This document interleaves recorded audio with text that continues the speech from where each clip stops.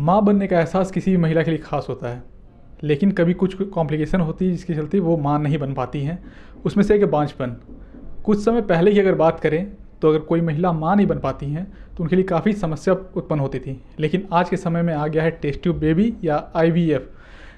तो आज हम हैं अनुकुरम में, जहाँ पे उनके डायरेक्टर हैं डॉक्टर रूही श्रीवास्तव। नमस्कार, मेरा नाम डॉक्टर रूही श्रीवास्तव है। अनुकुरम है क्या? जैसा आपने पूछा कि अंकुरम IVF क्या है, बेसिकली ये fertility and test tube baby centre है। यहाँ पे वैसे लोगों का ट्रीटमेंट है, इलाज होता है जिन्हें निसंतानता है। निसंतानता हम उसे बोलते हैं अगर आपकी शादी को 1 साल से ज़्यादा हो गए हैं और आप प्रेगनेंसी के लिए ट्राई कर रहे हैं और कंसीव नहीं कर पा रहे हैं तो उसे निसंतानता कहते हैं। तो वैसे मरीज़ जिन्हें निसंतानता है वो अपनी इनिशियल इन्वेस्टिगेशंस कराना चाहते हैं, वो यहाँ पर आते हैं। या फिर वैसे मरीज़ जैसे कुछ केसेस ऐसे भी होते हैं जिन्हें डायरेक्ट IVF की ज़रूरत होती है, जैसे कि ट्यूबल ब्लॉकेज। अगर किसी महिला की ट्यूबें बंद है तो उन्हें हम IVF के लिए बोलते हैं। या फिर वैसी महिलाएँ जिनके अंडे ख़त्म हो गए हैं या मेनोपॉज हो गया है, प्रीमेच्योर ओवेरियन फेलियर हो गया है, या फिर वैसे पुरुष जिन्हें एज़ोस्पर्मिया है, नील स्पर्म काउंट है, वैसे लोगों का यहाँ पे IVF के द्वारा प्रेगनेंसी कराया जाता है। IVF बहुत कॉम्प्लिकेटेड एक प्रोसेस रहता है, उसको आप लोग किस तरह से करवाते हैं और कितने सक्सेस रेट है यहाँ पे आपके? सबसे पहले ये एक मिथ है कि ये एक कॉम्प्लिकेटेड प्रोसेस है। ये काफ़ी सिंपल प्रोसेस है। कई सारे लोगों की ये धारणा होती है कि जैसा आपने बोला कॉम्प्लिकेटेड है। फिर कई लोगों की धारणा ये रहती है कि ये पेनफुल होती है। फिर जो वर्किंग वुमेन्स है वो ये सोचती हैं कि इसमें बेड रेस्ट करने की ज़रूरत है। तो ये सारी गलत धारणाएं हैं। ये काफ़ी सिंपल प्रोसीजर है, पेनलेस प्रोसीजर है और किसी बेड रेस्ट की ज़रूरत नहीं होती है। बेसिकली मैं बताऊं कि जनरली जो एक महिला का शरीर होता है, जैसे मैं बोल रही हूँ कि प्रेगनेंसी जो होती है वो महिला के शरीर के अंदर एक फैलोपियन ट्यूब होती है जिसमें एग एंड स्पर्म की फर्टिलाइजेशन होती है। और फर्टिलाइजेशन होने के बाद वो जो एम्ब्रियोज ऑफ भ्रूण है वो वहाँ से यूट्रस में आके इम्प्लांट होता है और वहाँ पे फिर 9 महीने का सफ़र होता है। IVF बोलूँ या फिर किसी कारणवश अगर ये फर्टिलाइजेशन ट्यूब में नहीं हो पाती है तो ये फर्टिलाइजेशन हम लोग बाहर IVF लैबोरेटरी में कर देते हैं। उसके बाद जो उससे बनने वाले भ्रूण हैं उन्हें कल्चर किया जाता है, ब्लास्टोसिस बनाया जाता है और फिर उसे यूट्रस में प्रत्यारोपित या इम्प्लांटेशन कर दिया जाता है। आगे का 9 महीने का जो सफ़र होता है वो एकदम नॉर्मल प्रेगनेंसी की तरह होता है, जैसे कि लोग नेचुरल कंसीव करते हैं। इसलिए IVF एक प्रोसेस है, एक प्रक्रिया है प्रेगनेंसी लाने का, लेकिन ये नेचुरल प्रेगनेंसी से अलग नहीं है। साथ में एक और बोलूँगी, कई बार हमारे पास ये भी आते हैं कि क्या इससे होने वाले बच्चे नॉर्मल होते हैं कि नहीं, तो एकदम नॉर्मल होते हैं। मैंने क्या बोला कि एक बस प्रोसीजर है प्रेगनेंसी लाने का, बाकी ये नेचुरल प्रेगनेंसी से अलग नहीं है। अंकुरम ने कितने महिलाओं को अभी तक बेबीज कंसीव करने में मदद की है? एक्चुअली इस सेंटर को हमारे खुले हुए 2 साल हो गए हैं और हमारा एक सेंटर जमशेदपुर में, साक्षी में भी है। पर इस फील्ड में मैं लगभग 10 से 15 साल से हूँ। तो ऐसे बोलूँ तो काफ़ी सारी महिलाएं हैं जो कि इस प्रक्रिया के द्वारा प्रेग्नेंट हुई हैं और काफ़ी लोग के घर में खुशियाँ आई है। और मैं ये भी बोलती हूँ कि एक डॉक्टर होने के साथ साथ एक महिला भी हूँ।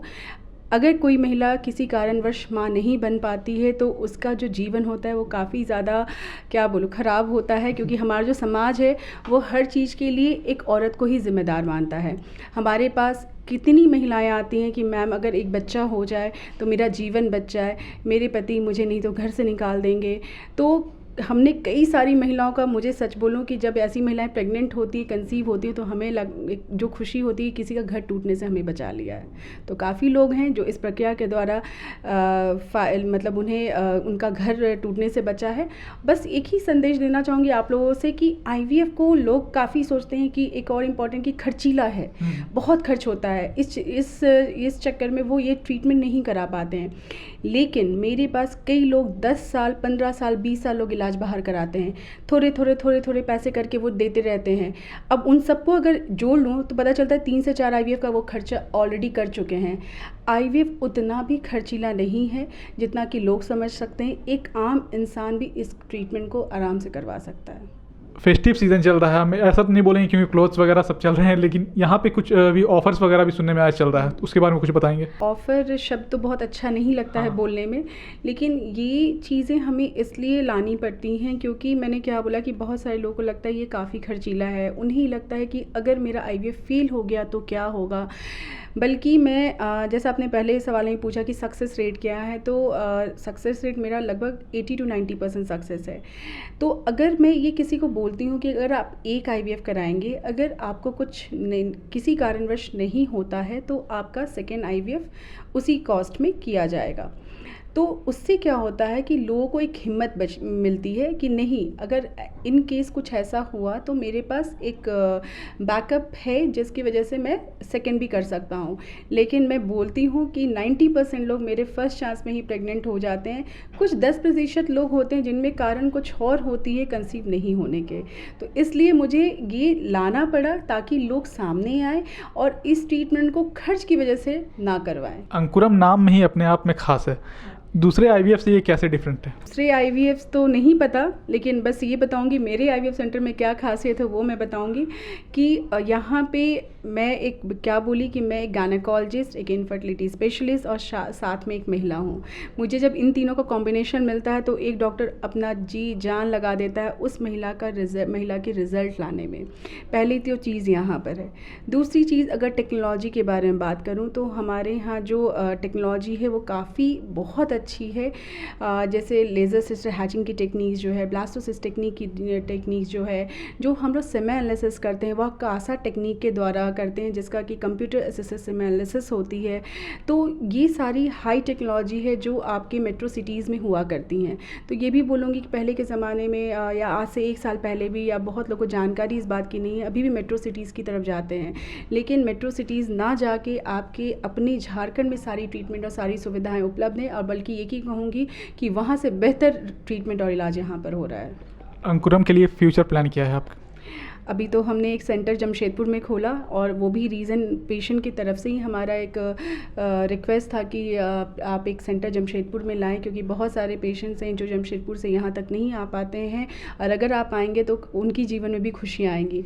तो आगे के फ्यूचर प्लान में भी यही हम देख रहे हैं कि झारखंड के हर डिस्ट्रिक्ट में एक बार अपना सेंटर ओपन करें। डॉक्टर राजनारायण साहू जो कि यहाँ के डायरेक्टर भी हैं, इनसे मिलेंगे और ये प्रोसेस जानेंगे कि आखिर जो बेबीज़ का प्रोसेस है टेस्ट ट्यूब बेबी का वो कैसे होता है। तो सर स्वागत है सबसे पहले आपका हमारे चैनल में। बहुत बहुत धन्यवाद। अंकुरम IVF एक्चुअली हम लोग अंकुरम IVF खोले ही हैं इसलिए कि जितने भी इनफर्टिलिटी के प्रॉब्लम है, जिनको बच्चे नहीं हो रहे, शादी के बहुत सालों के बाद भी नहीं हो रहे हैं, तो उनका इलाज हम लोग कम से कम दर पे हम लोग यहाँ कर सके। हमारा ध्येय वही है, और रिज़ल्ट हमारा अच्छा हो। और रिज़ल्ट अच्छा होने के लिए हमारा सबसे महत्वपूर्ण है कि लैब बहुत अच्छा होना चाहिए। हमने वही सोच करके हमारा लैब बहुत ही हाईली टेक्नोलॉजी से बनाया हुआ है, विश्व स्तरीय सारे मशीनरीज लगाए हुए हैं, और इससे रिज़ल्ट हमारा काफ़ी बेहतर है। तो तस्वीरों के माध्यम से हम दिखा सकते हैं ये जो यहाँ पे मशीन्स लगे हुए हैं ये उच्च तकनीक के हैं, और इसके बारे में आज सर बताएंगे। सर ये क्या मशीन है और कैसे काम करते हैं, थोड़ा ज़रा। जब भी हम लोग फॉलिकुलर फ्लूइड लेकर के आते हैं, जब ओसाइट बड़े हो जाते हैं तो ओसाइट को निकाला जाता है। ओसाइट निकाल करके हम लोग ये जो स्टेज है इसको लैमिनर एयर फ्लो बोलते हैं, और इस माइक्रोस्कोप के जरिए हम लोग देखते हैं कि उसमें कितना फॉलिकल है, क्या है।